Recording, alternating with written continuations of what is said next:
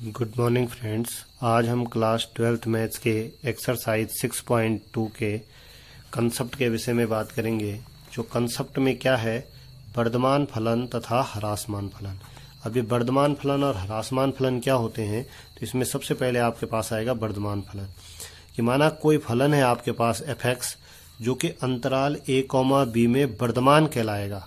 कि फलन f(x) अंतराल a, b में वर्धमान कहलाता है यदि आप क्या करो कि उस अंतराल a, b के में दो अवयव लो। इस अंतराल a, b से दो अवयव लीजिए, x1 और x2।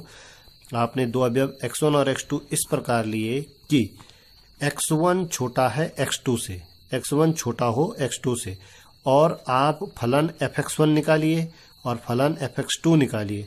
अगर आपने देखा कि f(x1) छोटा हो जाए, लेस देन इक्वल हो जाए किससे, f(x2) से, तो फलन क्या कहलाएगा, वर्धमान फलन कहलाएगा। बहुत सिंपल सा है कि इस ओपन इंटरवल के बीच में से कोई दो एलिमेंट चूज करिए इस प्रकार से कि x1 छोटा हो x2 से, और फिर f(x1) निकालिए और f(x2) निकालिए।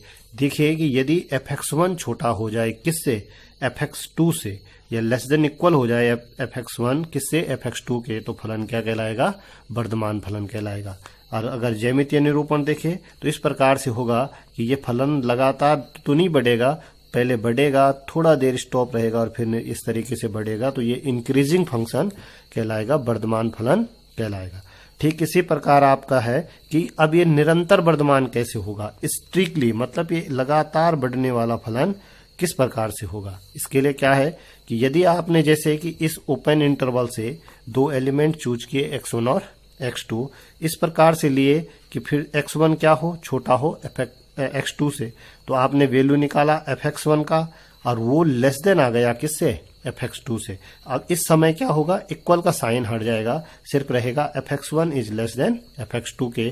तो इस स्थिति में फलन कहीं भी ब्रेक नहीं होगा, रुकेगा नहीं, बल्कि क्या होगा, निरंतर वर्धमान होगा। तो निरंतर वर्धमान की क्या स्थिति है, f(x1) इज लेस देन हो सिर्फ किसके, f(x2) के। यहां से सिर्फ इक्वल का साइन क्या हो जाएगा, हट जाएगा।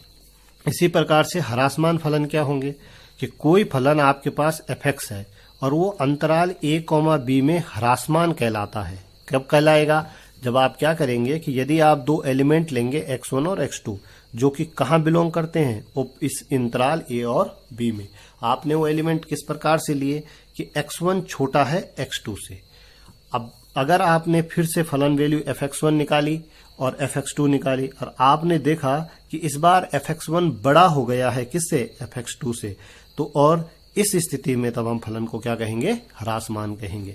अब देखिए यहाँ भी फलन लगातार नहीं गिर रहा है, ये थोड़ी देर रुकेगा और इसके बाद क्या होगा, गिरेगा। तो इस तरीके से क्या कहलाएगा, ह्रासमान फंक्शन कहलाएगा। बहुत आसान सा कंसेप्ट है, थोड़ा सा समझ लीजिए। अब इसके बाद क्या है, निरंतर ह्रासमान। ये ऐसा स्ट्रिक्टली कब गिरेगा, इसके लिए भी बहुत मुश्किल नहीं है कि आपने क्या किया कि यदि x1 और x2 दो एलिमेंट लिए a, b से, और किस प्रकार से लिए कि x1 लेस देन है x2 के, लेस देन है किसके, x2 के, तो क्या होगा कि f(x1) छोटा हो जाएगा, बड़ा हो जाएगा किससे, f(x2) से।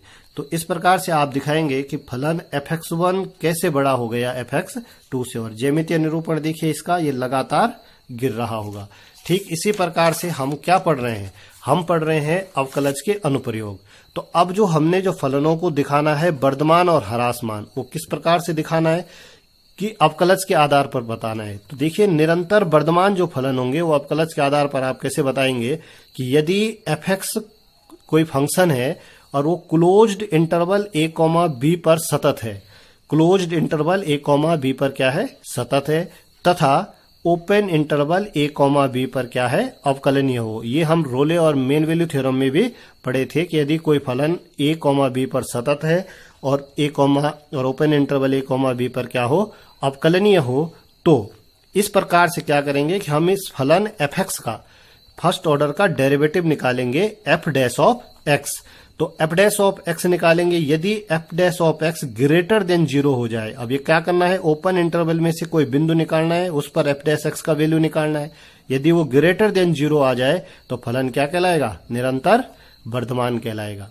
इसी प्रकार से यदि आपने एफ डैश एक्स का वैल्यू निकाला और वो 0 से छोटा आ गया तो फलन क्या कहलाएगा? निरंतर ह्रासमान कहलाएगा। तो आने वाली एक्सरसाइज में हम इसी वाले कंसेप्ट का प्रयोग करेंगे।